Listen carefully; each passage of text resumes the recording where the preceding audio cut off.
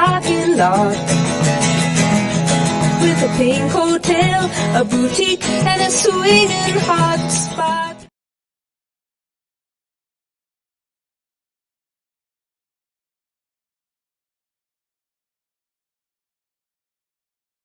Hi and welcome back. In this video we are going to think about the religious and secular approaches to whether life has value in its own right.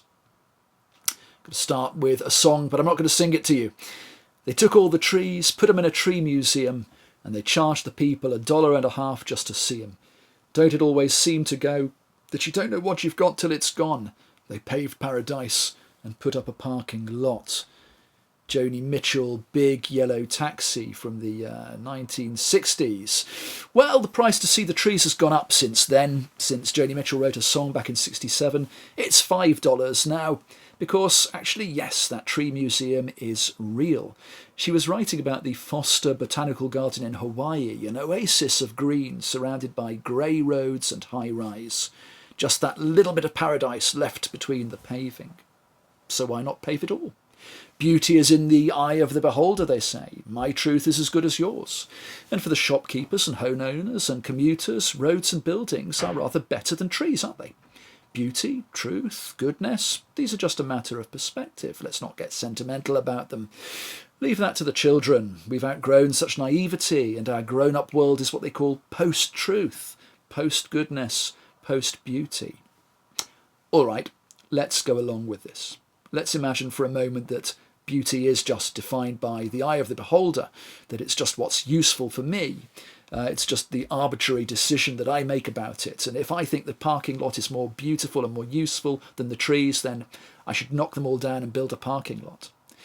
What this means then is what's beautiful and what's good is just what the majority of people, or the most powerful people, decide is good and beautiful. As the ancient Greek philosopher Protagoras says, man is the measure of all things. Goodness, truth, beauty, they're democratic. But given all the attention that you'll have seen in the press, if you watch the news at all, to the ways in which democracy and the popular will can be manipulated by powerful and wealthy influencers, doesn't the democratization of goodness and beauty give us a bit of pause for thought? And even more so when goodness and truth are brought in there as well. If there is really no beauty, truth or goodness that actually exists, actually is real, nothing beyond what we decide it is, then doesn't that mean in the end that what's beautiful, true and good is just what the most influential or the richest or the most powerful persuade us, manipulate us into believing? Because if that's true, then the pavement is more beautiful than the paradise, and it's better because it's better for us, or better for the most powerful of us. There's a lot at stake here. If this is true, then beauty can just be redefined at will along with goodness. If there's nothing intrinsically beautiful about the natural landscape, then its beauty and goodness are just subject to what's useful for us. Why not raze and destroy it? Why not pave paradise? Why not pollute the oceans? Why not make use of animals as we see fit? And what's more, if we can define the world as beautiful or ugly, good or bad, just according to what we want, there's nothing to stop us redefining the value of human life as well. Because if there's no transcendent goodness or beauty, if these are just made up by our own human will, then we can define people as good and bad, or beautiful or ugly too. Which in turn means that we could say, if the majority agreed with us, or the most powerful people did, actually it's a good thing to eliminate or exterminate those people who the popular will says are bad or evil or ugly. You know, maybe as happened in the Second World War, Jews, homosexuals, genetically deficient people, or people with darker skin colours. Okay, there might be a minority who fail to see the good of what we're doing in the pogroms and the death camps, but if the beauty and goodness are just a matter of taste, matter of power, matter of will, then all we've got to do is eliminate those with different tastes until only one taste remains. As a little aside, this is all assuming that we're the highest intelligence in the universe, which may be so for now. But already we can conceive of more intelligent beings than us, whether they're sort of technologically, genetically enhanced humans, or even totally disembodied artificial intelligences. Now, if beauty and goodness and value are made just by the will of the most intelligent and most powerful, I wonder what these digital, artificial minds or superhumans might think of us and the biological environment. If we can define beauty and goodness by the value, how useful things are to us, if we can give them their value by the exercise of power, why shouldn't the artificial intelligences or the superhumans? And will there be any room for us in their new ideal landscape? Will we become the bad, the ugly, the useless, the burdensome parent, the genetically deficient relative, or the unwanted child? I leave it there as food for thought. But there are various philosophical threads wound up here. And what I want to try to do, we've got the problem, let's see if we can unravel a few of the threads in what we're thinking about here.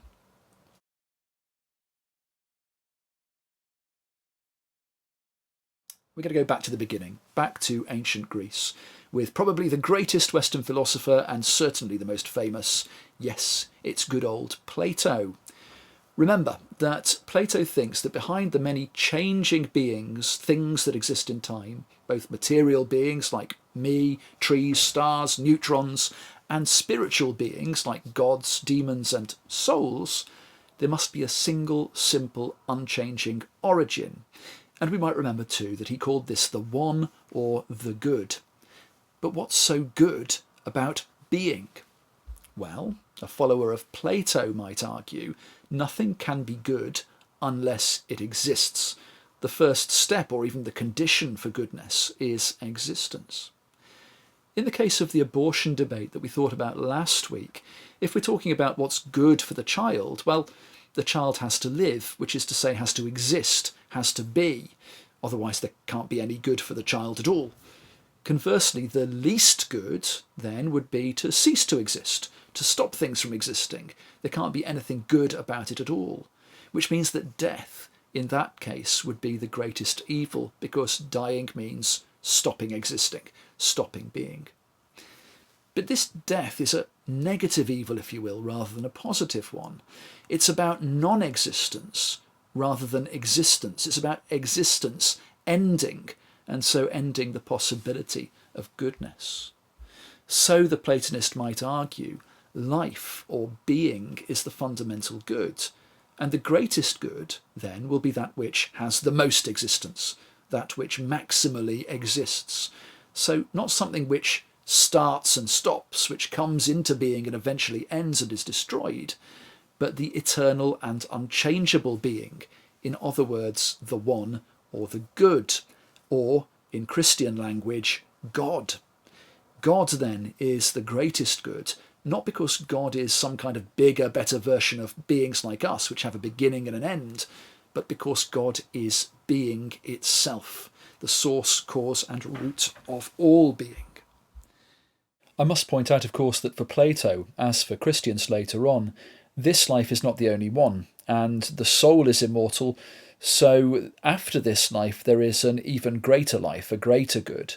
However, because this life is, as it were, your testing ground and your chance for return to that greater life, this life still has a value. Especially from a later Christian point of view, if this life is just brought to a sudden end, then your chance for developing and growing towards the greater reality of God's goodness is cut short. And so death is perceived in Christian terms as an evil because it stops the highest potential of your being. It stops you short in your journey towards the fullness of existence and being, which is God or the good. Now, this is an idea from an ancient Greek philosopher, a pagan. But Jewish, Christian and Muslim philosophers took that idea on board and they developed it. And in fact, Platonism became the main philosophy behind Christianity for at least its first 1,000 years.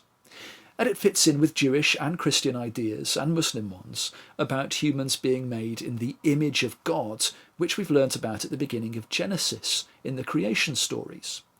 Bring these two ways of thinking, the philosophical and the biblical, and you come to the conclusion that life itself is good, that life is a gift which we can't give to ourselves, but we receive it as a gift, and therefore life is sacred. To be is good. There is a goodness and a value to life. Life is sacred. This idea is what we call the sanctity of life, the sacredness of life.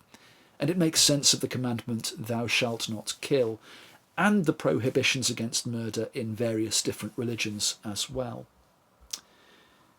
In the modern West, though, many thinkers don't see the point in the idea of a spiritual realm of any kind at all.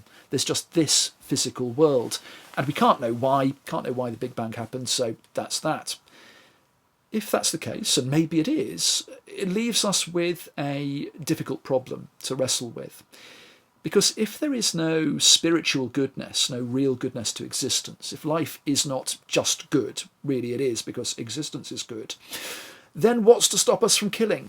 Why not? If life isn't good, then why not kill? And we can find extreme examples of modern societies where killing off people who don't fit in with the majority will is acceptable, even promoted. Goodness does not exist, it's just whatever we decide it should be. We looked at that before. And yet, most of the West does want to keep the idea of human rights, especially the idea that we, for some reason, have a right to life, even if at the end we can't give any philosophical justification for why human life has any value of its own.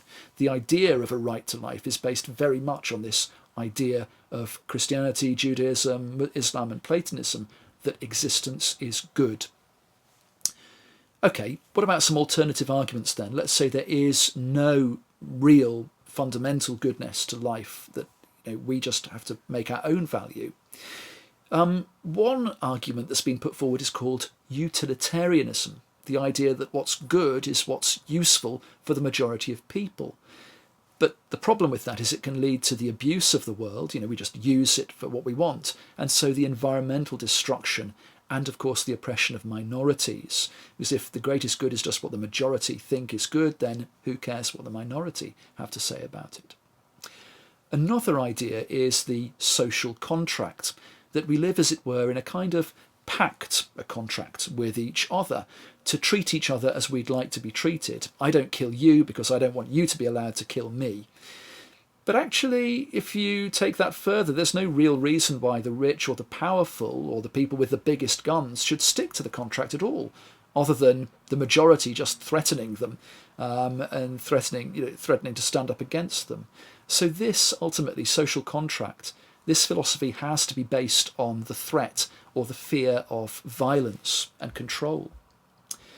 So I leave you with the question, does life as a whole have any value other than the value that we decide to give it? Is life good? Is killing evil?